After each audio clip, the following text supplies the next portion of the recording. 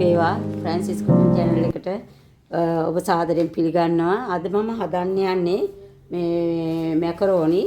ඉතින් ඒකට අවශ්‍ය කරන ද්‍රව්‍ය තමයි මේ තියෙන්නේ. මැකරෝනි අවශ්‍යයි. මෙතන තියෙන්නේ ලීස්, කුකුල් මස්, ගෝවා, කැරට්, අවු මිරිස්, තක්කාලි, සුදු ලුණු, බොම්බයි ලුණු, මිරිස් කුඩු, කහ කුඩු, කෑලි මිරිස් ටිකක්, පොල් තෙල් ඕනේ, ගම්බිරිස්, හෙනසාල්, කරාබු නැටි. ඉතින් අපිට ඉස්සෙල්ලම අපි දැන් කරන්න හදන්නේ මැකරෝනි ටික වතුර ලිපේ තියලා වැඩිපුර වතුර ලිපේ තියන්න ඕනේ. නැත්තම් මැකරෝනි රත් වුණාම දානවා. දැම්මට පස්සේ ඒක විනාඩි 8ක් විතර තඹ ගත්තත් ඇති. මොකද අහපව් පොඩ්ඩක් කුක් වෙනවනේ එකට මේ එළවලුත් එක්ක දානකොට. ඒ නිසා වතුර හොඳට රත් වුණාට පස්සේ මැකරෝනි දාලා විනාඩි 8කින් පෙරලා හොදලා ගන්න. මිලාන් එකේ තියෙන මැකරෝනි එකක් ගෙනාවේ. ඒක හරි ෂෝක්. ඒක ලස්සනට හදා ගන්න පුළුවන්. එහෙනම් අපි දැන් දාමු.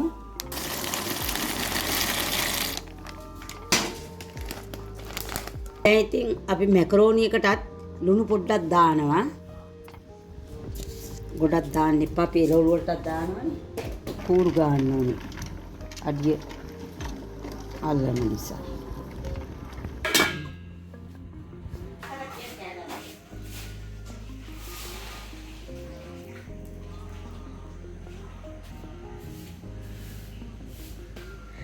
ඔන්න ඉතින් මම පැෂන් වැල් ටිකක් වැව්වා. අපිට පැෂන් ගෙඩි කන්න පුළුවන් යාවොත් කියලා. ඉතින් දැන් වැල හරි ටිකක් ලොකු වීගෙන එනවා. මම ඒකට තව මැස්සකුත් ගහලා තියෙන්නේ වැල යන්න. ඉතින් අපි බලමු මේක ගෙඩි එන දවසට ඔයාලට පෙන්නන්න. ඒක මේ රෝස පාට ආත්ත තියෙන්නේ. වැලි ආත්ත වගේ අන්නේ ගහක් මේ හිටවල තියෙන. ඒකත් දැන් ලොකුයි. තියෙන්නේ කාමරංග පැලයක්. කාමරංග ලොකු පැලේ නම් ගොඩක් තියෙනවා. ඒකේ මල් දැන් ඇවිල්ලා තියෙනවා. පෙන්නන්න. අන්න බලන්න ලොකු ගහේ මල් ඇවිල්ලා තියෙනවා. ගෙඩි ගොඩාක් එනවා මේකේ. වත්තකට තියෙන එක හොඳයි. Tamanට කියලා දෙයක් තියෙනවනේ එතකොට. මම දැන් ඉතින් තව කෙහෙල් පැල වගේක් හිටවල තියෙනවා. ඒ වල කැන් හිටන් ඇවිල්ලා අපි කෑවා. දැන් අර තව කෙහෙල් මලක් ඇවිල්ලා තියෙන ඒකත් වහලා තියෙන්නේ. වඳුරෝ ඉන්නවා. වඳුරෙන්ගෙන් බේරෙන්න තමයි බැරි. ඒක ඉතින් අපි වහලා සුරක්ෂිතව රැක ගන්න ඕනේ.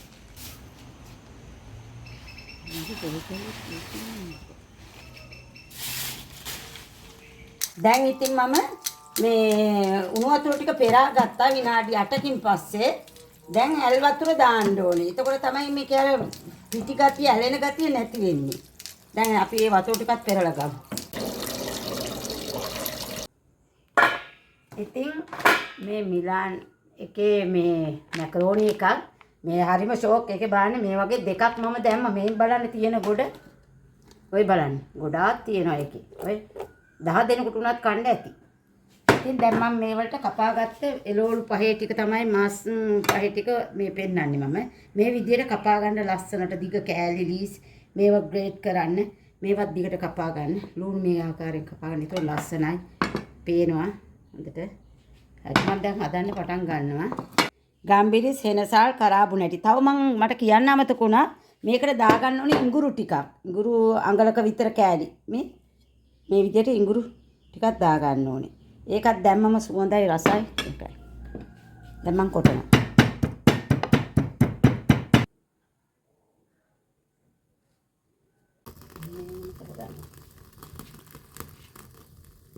අද මම දරලිපේ තමයි හදන්නේ. ඉතින් මේ විදිහට තෙල් ටිකක් ප්‍රමාණවත් විදිහට දාගන්න. ගොඩාක්ම නෙමෙයි. මස් ටිකක් බෙද ගන්න ඕනේ ඕකෙම. අපි ඉතින් ඔන්න තෙල් රත් වෙලා තියෙන්නේ. දැන් මුලින්ම දානවා සුදු ලුණු ටික. රම්පේ. මට කියන්න බැරුණා රම්පේ කරපෙන්ටයි මේ මස් ටික ටෙම්පරාදු කරගන්නත් එක දාන්නේ. කරපින්චා.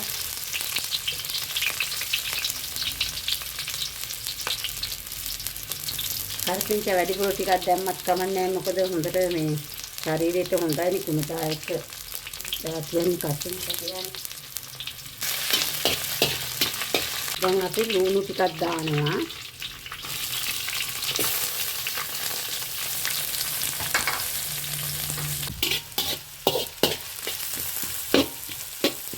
අපි දැන් දානවා මස් ටිකක්. සීසන් කරගත්ත අර මේ කොටාගත්ත ගම්මිරිස්, හෙනසාල්, මේ ඉඟුරු, කරාබු නැටි ඒ ටික සීසන් කරගත්ත ලුණු ටිකක් එහෙම දාලා දැන් අපි තෙලට දානවා.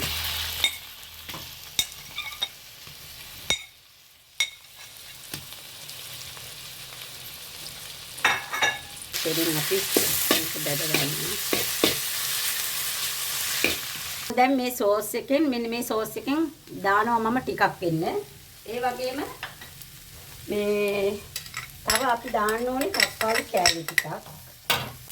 දැන් ඉතින් තක්කාලි කෑලි ටිකුත් අපි දානවා. රස වෙන්න. ගොඩක් ඒක තැම්බෙන්න තියන්නේ නැහැ. එතකොට සමහරුන්ට තක්කාලි ඇලර්ජික් කියනවනේ. ඔය විදිහට මේක කරා.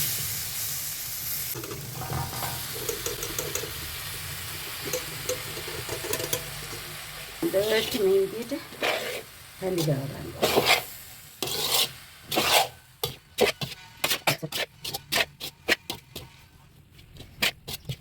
ලේසි හදා ගන්න. මම නැවත ඕනනම් ඔයාලට කියන්නම්. මැකරෝන් ටික විනාඩි 8ක් විතර තම්බගෙන ඉවර වෙලා ඊට පස්සේ මස් ටික හොඳට හීනෙට කපාගෙන ඊට පස්සේ ලුණු එතකොට කරපිංචා අම්පේ එනසල් කොහොම ඉඟුරු කරාබු නැටි ඒ සියල්ලම තක්කාලි සෝස් ටිකක් ඔය ටික ලෑස්ති කරගන්න. ඊට පස්සේ එකයි සුදු ලුණු එහෙම තෙලට දානවා කරපිංචා එනසල් සුදු ලුණු. ඊට පස්සේ මේට මස් ටික දාලා හොඳට තම්බගෙන බෙදගෙන ඊට පස්සේ මේ මැකරෝන් ටික තඹෝ ටික දාලා ලුණු පොඩි දාලා මිරිස් පා ටිකක් එහෙම දාලා කසල ගන්න එච්චරයි. ඉතින් මෙන්න බලන්න ලස්සනට මම හදලා මේක හරිම රසයි. ලුණු ඇඹුල් බලලා හොඳ කන්න. දැන් මම මේක පිගම් වලට බෙදනවා. පිළිගන්නවන්න යන්න කට්ටියට. ඔයාලා ඩිනර් එකකට වුණත් මේක හරි වැදගත්. ලස්සනයි. ඉතින් මේ හොඳට පෝෂ්‍යදායක දේවල් තියෙනවා. පොඩි අයට විශේෂයෙන්ම හොඳයි.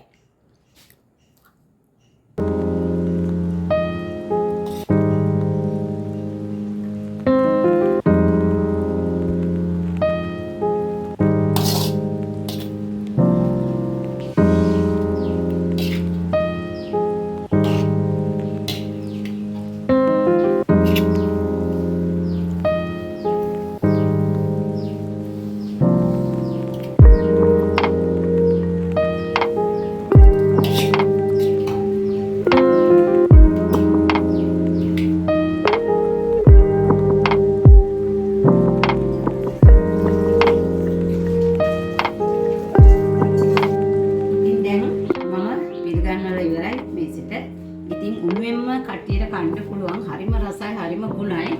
ඉතින් ඔයාලව මම නැවත මේ වගේ වීඩියෝ එකකින් හමු වෙන තුරු මට සබ්ස්ක්‍රයිබ් කරන්න, ෂෙයා කරන්න, කමෙන්ට් කරන්න. ඉතින් නැවත හමු වෙමු.